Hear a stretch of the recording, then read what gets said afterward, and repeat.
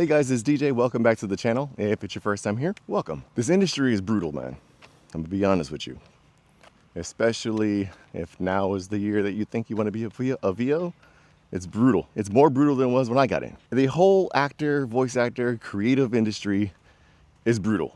And trying to get momentum, and not only that, but maintain momentum, God, it's rough. The thing is, most of the successful voice actors that you see, and I'm talking about the ones that maybe doing all of the animation and video game roles, you're like, oh shit, AAA jobs, you know, they're on these top video games, or then these union projects and stuff. Even commercial actors who are with top agents and managers. It looks like they're killing it, especially if all you're going by is social media. Now, and I'm not gonna say that there aren't actors that are booking every damn day. There are actors who book like that. And to be honest with you, I like to think that I book pretty regularly. However, social media is curated content, guys. What you see these voice actors posting, it's all highlights. It's no different than what everybody else is posting on their lives. You know, their trips, their cars, their shoes, their bags. It's all a highlight reel. When you're a creative and you're looking at this as somebody's like, oh, I gotta get my career off the ground. I wanna be like these voice actors. Look at this career. And you have no momentum, no bookings to show for it. And you see all them booking or posts about booking, new role announcement, new agency or new agent landed, new representation. It can take a lot of wind out of your sails. But let me let you know a little truth. Let me give you my personal story. From 2021 to 2023, this is like, I always call it like the gold rush period for VO.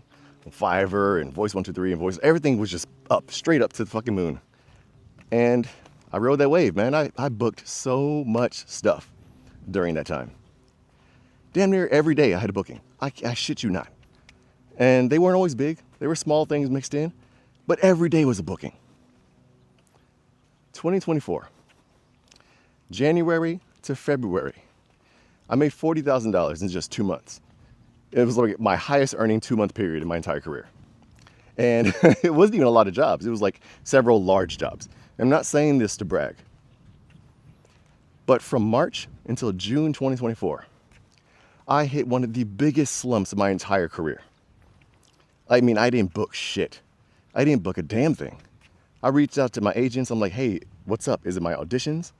I paid for more coaching, went to commercial coaches, trying to fix something. And every coach that I met with, they're like, you're fine. My agent said, your auditions are great. There's nothing I would change. You know, even when I coached with Tina Morasco last year in 2024, during that slump, I asked her, I'm like, what's going on? And she says, it's nothing about you. Your performance is top notch. We can't control these things. However, nobody's gonna post about their slump. You know what I mean? Nobody's like, hey guys, new role announcement. Guy who gets no jobs, that's my role. I get no work, no bookings. Nobody posts that kind of shit, all right? Because it doesn't look good. Especially if you're an actor who is represented in LA and New York, or if you have managers, or if you have been in these top roles. Now everybody expects that you're gonna be in these top roles all the time. But as the big picture, looking at, okay, wait, I went from booking this client, this client, this client. My auditions, through my agents, I booked this, this, and this. Man, to go from that to crickets, it makes you feel some kind of way. And I saw a video from Robert Valena. He had posted about something similar, how he was experiencing, I don't know if I would call his a slump, but that whole idea about like he booked a job, a big job, and he was riding that high, and then suddenly it's like, where's the work? This is the reality for the majority of voice actors. This is not a uniquely you thing, like, oh, I'm not booking anything. Nobody's booking anything, generally speaking.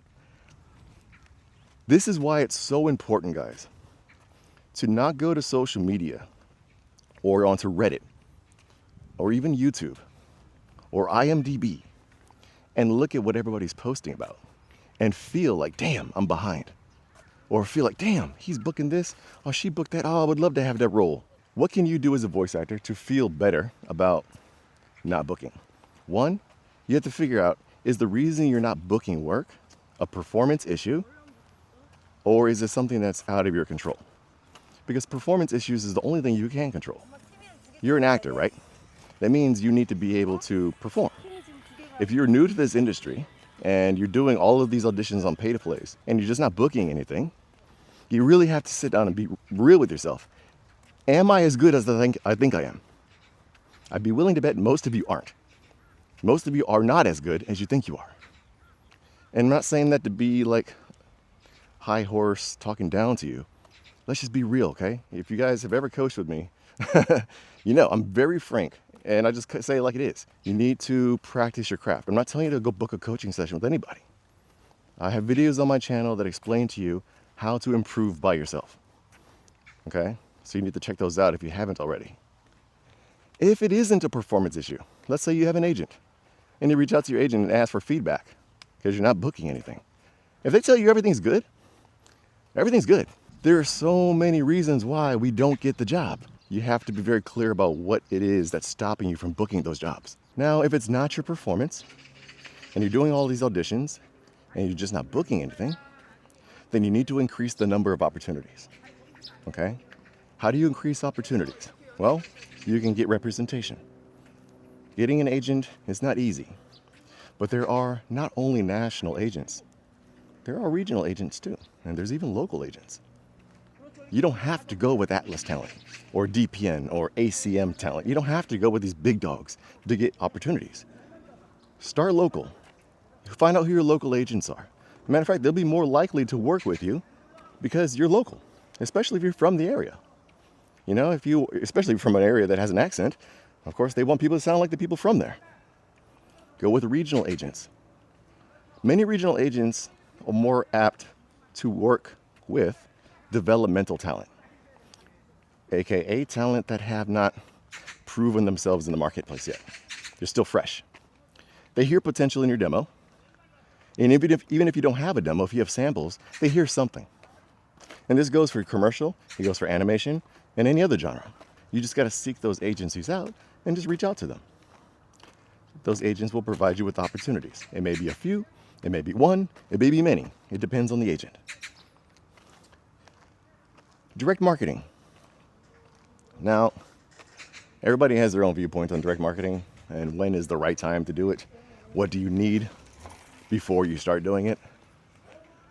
I'm of the mind that if you have samples, or you have a demo, or at least just one commercial that you've worked with, you just need to be able to point your prospect to something where they can hear your performance. Okay? And that can be a DIY demo. It doesn't matter. It doesn't matter. It will be better if you had a website. You can get a little one-page website, Squarespace, Wix, WordPress if you want to kind of build one yourself. Hell, you can use something like MailChimp or a Voiceover view. These places will offer you like a one-pager. Okay? You need something to point them to listen to your audio. I don't recommend SoundCloud. If that's all you have, fine, do it. But SoundCloud just, in my personal opinion, it doesn't look very professional in this industry. And so you can direct market to potential clients. Just know that it's a numbers game and it's not I'm gonna get a job today kind of thing. You can also go through social media. You can reach out directly to, producers and creative directors and people that are doing the stuff that you want to do. Reach out to them and just introduce yourself. Go to conferences. Whenever there's a voiceover conference that you can go to it. What you shouldn't be doing in a slump is doing more of the same. Again, this is after identifying that your performance is fine. If your performance is not fine and you keep sending shitty auditions, you're going to keep getting no results.